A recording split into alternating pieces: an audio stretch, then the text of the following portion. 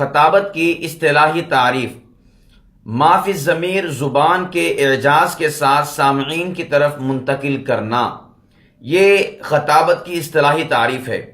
اس میں 4 چیزیں ذکر کی گئی ہیں۔ نمبر 1 ما فی الضمیر، نمبر 2 زبان کا اعجاز، نمبر 3 سامعین، اور نمبر 4 انتقال یعنی منتقل کرنا۔ اب اس تعریف کے اندر بھی ایک ترتیب کو قائم رکھا گیا ہے۔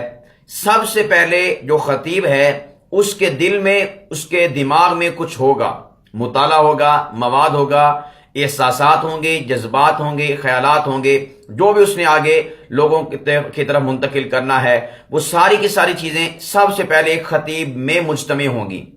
اس کے بعد وہ خطیب اپنی ان تمام تر چیزوں کو، مواد کو، اشعار کو، امثلہ کو، دلائل کو زبان کے اعجاز کے ساتھ، یہ دوسرا گویا کہ پوائنٹ آ گیا، زبان کا اعجاز۔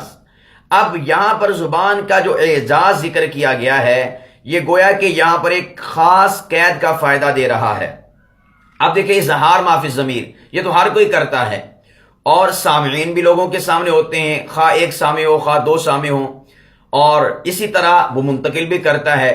لیکن زبان کا اعجاز جو اس تعریف میں داخل کیا گیا ہے، یہ فرق کرتا ہے ایک خطیب کے درمیان اور ایک غیر خطیب کے درمیان۔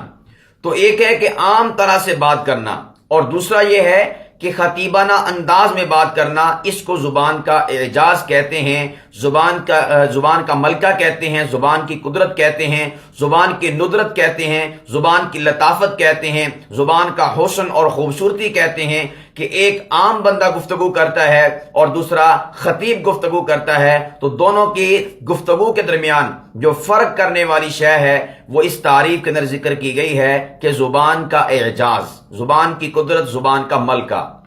اور پھر نمبر 3 سامعین کا ذکر کیا گیا اس تعریف کے اندر کہ سامعین، اب ظاہر بات ہے کہ اظہار ما فی الضمیر، انسان کے ضمیر میں، خطیب کے ضمیر میں بہت کچھ موجود ہے، اور وہ خطیب بھی ہے، اس کے پاس زبان کی قدرت، زبان کا ملکہ بھی ہے، لیکن سامنے سامعین موجود نہیں ہے، تو اب گویا کہ وہ اظہار ما فی الضمیر نہیں کر سکتا۔